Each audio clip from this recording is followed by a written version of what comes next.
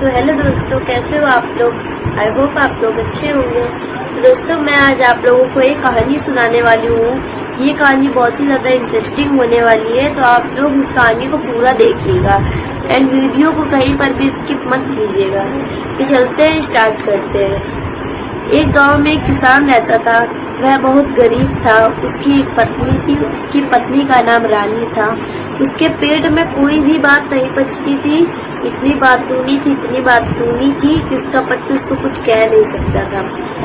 तो एक दिन जब उसका पति जब हल चलाने गया खेत में, जब चला रहा था तो उसको जमीन में एक कुछ ठोकर सी लगी। तो उसने बैलों को रोका और उस मिट्टी को हटा करके देखा तो उसमें एक चांदी का मटका पड़ा हुआ था।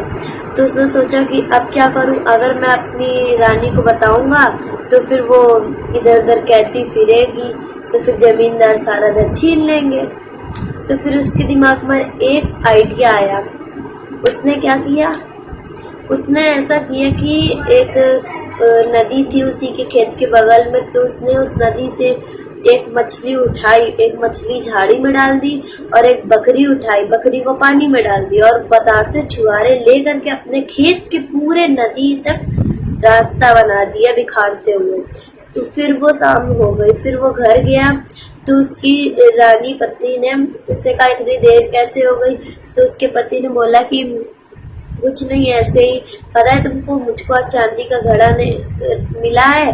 तो फिर उसकी पत्नी ने बोला अच्छा मिला है तो ठीक है, ले आते घर। तो उसने बोला मैं घर नहीं लाया, वहीं पर है।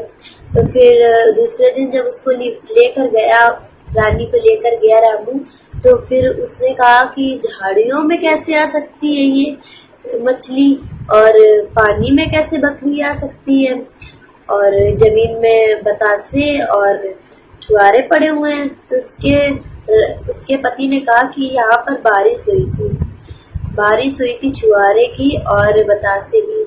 तो वो हैरान हो गई। फिर जब उन लोग घर गए तो फिर वो एक जहाँ पर एक वो पानी भरने के लिए हैंड पंप लगा हुआ था, वहां पर सारे औरतें गांव की इकट्ठा हो जाती थी बातें करने के लिए।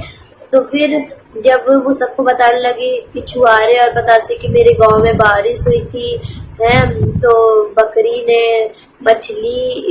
मछली की जगह थी, मछली बकरी की जगह थी। तो ये कुछ अजीब सा था। तो फिर सारी औरतें जो थी वो हंसने लगी, वो कहने लगी पागल हो गई, सतिया आ गई, चलो जाओ। तो फिर यही बात जमींदार तक पता चल गई धीरे धीरे।